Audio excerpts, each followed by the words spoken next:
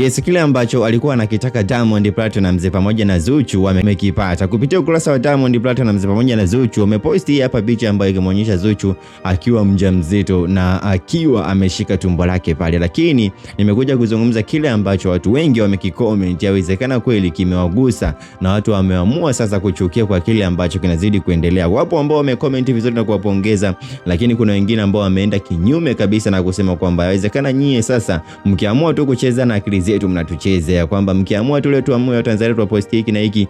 Kwa ndi moja kati ya maoni ambayo yamewashangaza watu wengi sana. Kuna maoni ambayo watu wengi wameyacomment kuhusiana na Zuchu pamoja na Diamond Platnumz. Ngoja mimi nikupitishie baadhi ya maoni hapa ambayo wamejaribu kucomment baadhi ya mashabiki wa Diamond Platnumz pamoja na mashabiki wa Zuchu. Yes, lakini kabla sijaendelea vizuri naomba utumie sekunde moja tu kugusa neno subscribe hapo chini ya video, kwa sababu mimi ndio nakuletea tu zile story ambazo zinazidi kutrend kwenye mitandao ya kijamii. Mtu wa kwanza kabisa kucomment hapa alikuwa ni Kilelio ambaye alisema kwamba haya si ndo mambo sasa.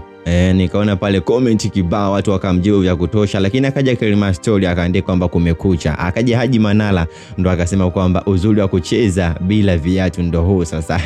Wako hapo wanajaribu kuwapongeza, lakini akaja huyu hapa anaitwa Masa, Mungu ni mwema. Lakini maoni yale ambayo watu wengi sasa hawajafurahishwa nayo, maoni sasa ambayo watu wengi hawajafurahishwa nayo. Kuna mwingine amesema kwamba nyie jamani, mbona ni mnakuwa kama wambea, mkiamua tu kutupostia hiki mnatupostia. Haya mambo mbona yashapitwa na wakati? Kama nyie mmeamua kupendana ni bora tu mkapendana hivyo hivyo.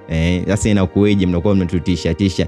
Ni moja kati ya maoni ambayo ameyacomment pale. Lakini kuna mwingine wewe hapa akasema kwamba kuna watu wanasahau walichokizungumza lakini hawatasahau walichokifanya. Haya ni maoni ambayo inawezekana alikuwa anamlenga Zuchu, kile ambacho alikizungumza cha kuwaambia Watanzania kwamba yeye hayupo tena na Diamond Platnumz. Ni moja kati ya maoni ambayo yamewaacha watu wengi wakijiuliza.